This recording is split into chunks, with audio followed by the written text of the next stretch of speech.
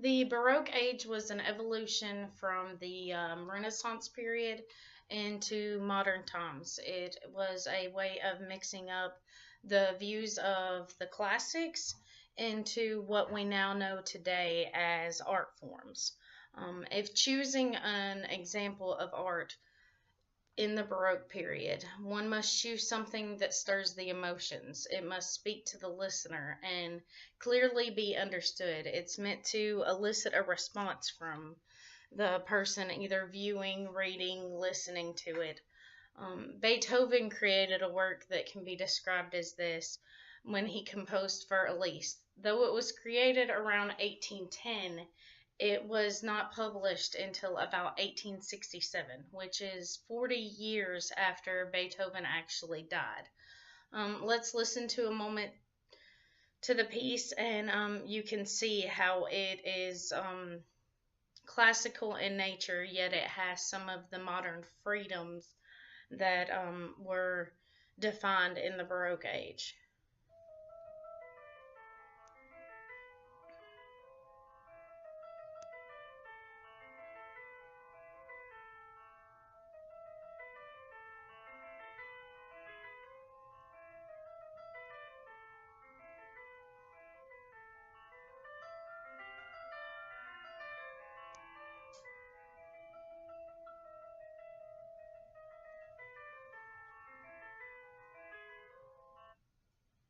That is a very recognizable piece. Most people have heard it, whether as background in commercials, whatnot. This is actually a very powerful piece. It was hard for me not to sway back and forth to the music as it was going on. Beethoven created this work, like I said, about 40 years before his death. Ludwig Beethoven was born in Germany in December of 1770, and he died March 1827 in Austria. It's arguably the most influential composer of the Romantic age of music. Everyone has heard of Beethoven. I mean, there are just scores and scores of his work that you can find on the internet and the like. He was much like Robert Schumann, which is a comparable composer of the 19th century. Beethoven began as a classical composer and continued as this evolved into modernism. So he actually started making music in the 18th century and just kind of went into the 19th century making music. Fur Elise is an example of this change as it takes inspiration from works of the past and it has a classical progression and beauty, yet it is built, as I've stated before, to draw emotion. The modern work Marriage d'Amour, it's better known as Chopin's Spring Waltz, and that is by Paul de Senneville. He pays homage to pieces like Fur Elise with its addictively repetitive melody and its progression. Um, I'll let you listen to that for just a moment so that you can hear a little bit of the similarities there. Sorry, my phone won't do it without an ad.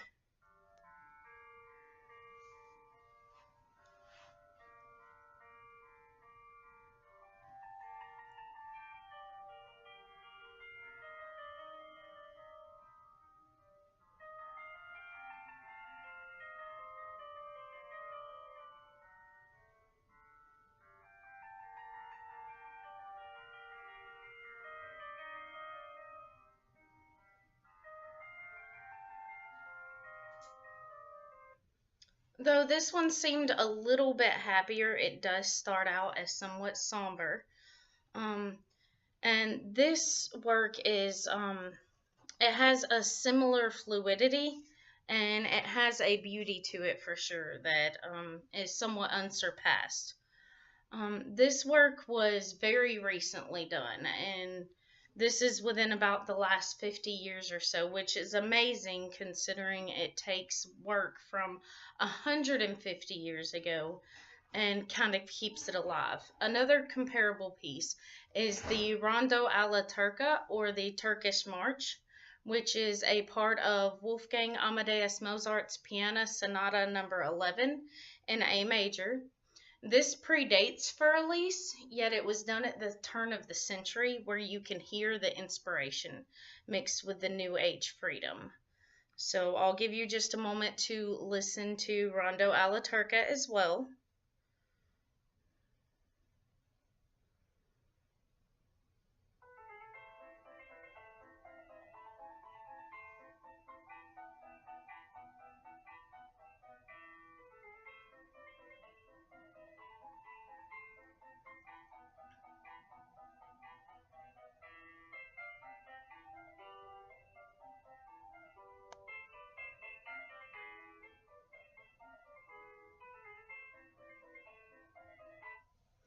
Now, although Mozart's piece was a lot more upbeat and a happier tune, it still did draw from your emotion. I'm sure that you've heard this on many cartoons when it's more of an upbeat type thing that we're looking for, makes your heart get faster, that kind of thing. And it almost makes you want to smile. This music showcases the beginning of Reformation as it seeks to pull feelings through sound. In the modern world, we've turned Fur Elise into a recognizable melody.